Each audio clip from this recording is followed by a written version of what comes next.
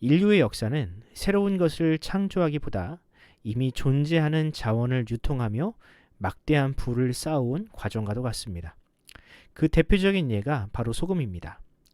예전부터 소금은 단순히 음식의 맛을 내는 것을 넘어 음식을 오래 보존하고 인간의 생존에 꼭 필요한 미네랄을 공급하는 귀한 필수품이었습니다.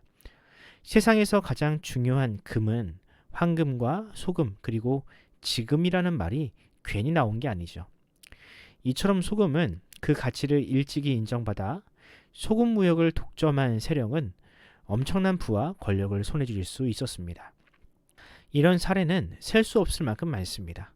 대항해 시대 이전 지중해의 무역권을 독점했던 포르투갈과 네덜란드는 후추와 계피, 청양과 향신료 무역을 독점하여 막대한 부를 축적했습니다.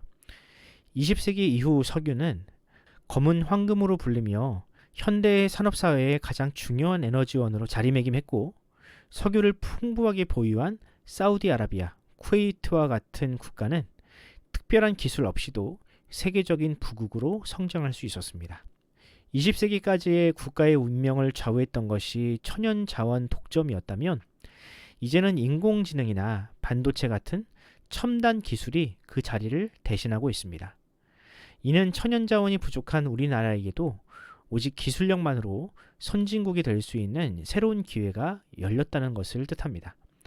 하지만 새로운 시대의 핵심 자원이 될 이 AI가 또 다른 문제를 낳을 수 있다는 우려도 커지고 있습니다. 과거 소금이나 석유를 독점하여 가난한 이들과 약소국을 착취했던 것처럼 첨단 기술이 소수의 손에 집중되어 불평등을 심화시키는 무기가 될 수도 있기 때문입니다. 21세기에도 이러한 비극이 되풀이되지 않으리라는 보장은 없습니다.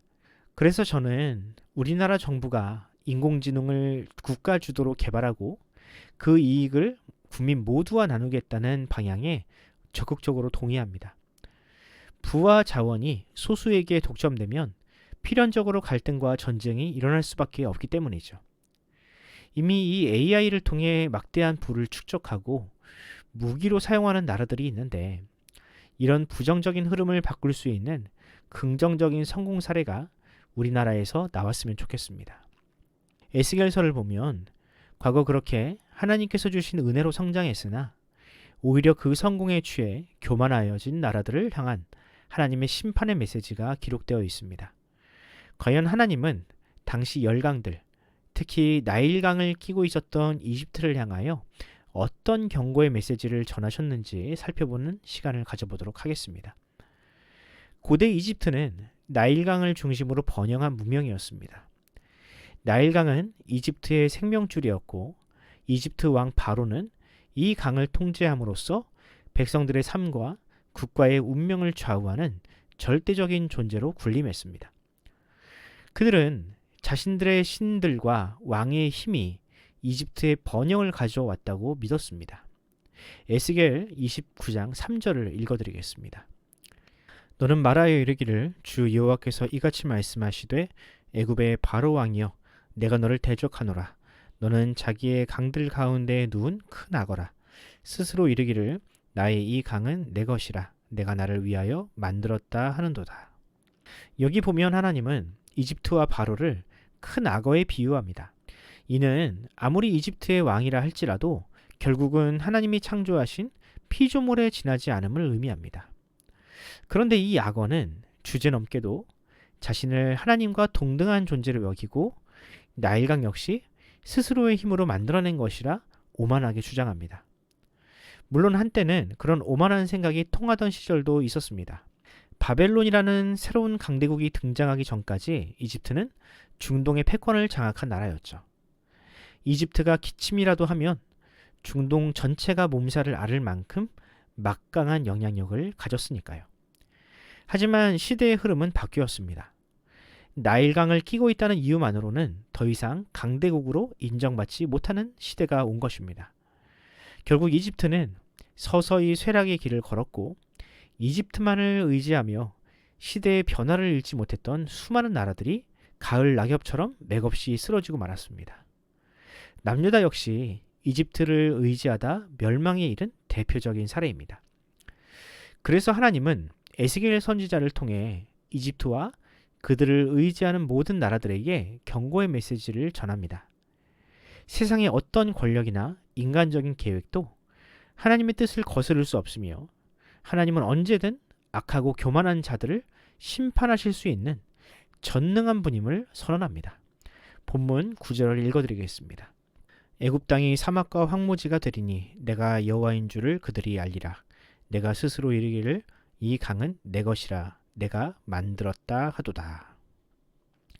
사랑하는 성도 여러분, 교만으로 몰락한 이집트와 그들을 의지하다 함께 무너진 남유다의 역사를 통해 우리는 두 가지 중요한 교훈을 얻을 수 있습니다.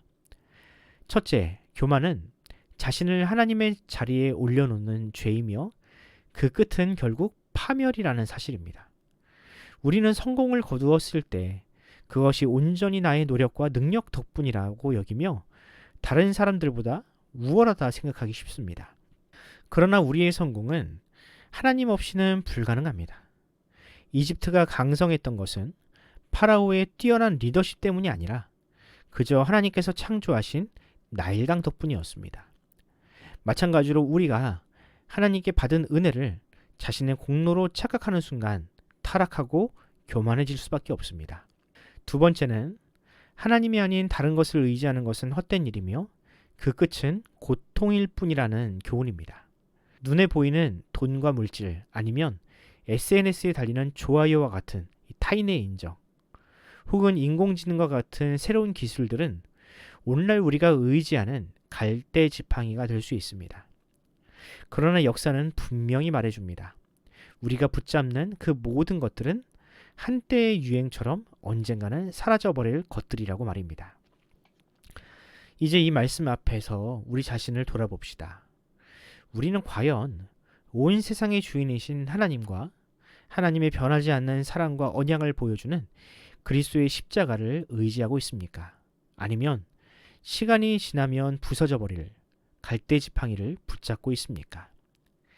바라기는 오늘 하루 이 말씀처럼 유행처럼 지나가 버리는 신기루에 불과한 가치가 아니라 오직 만군의 주가 되시는 하나님만을 전적으로 신뢰하는 하루가 되기를 간절히 소원합니다.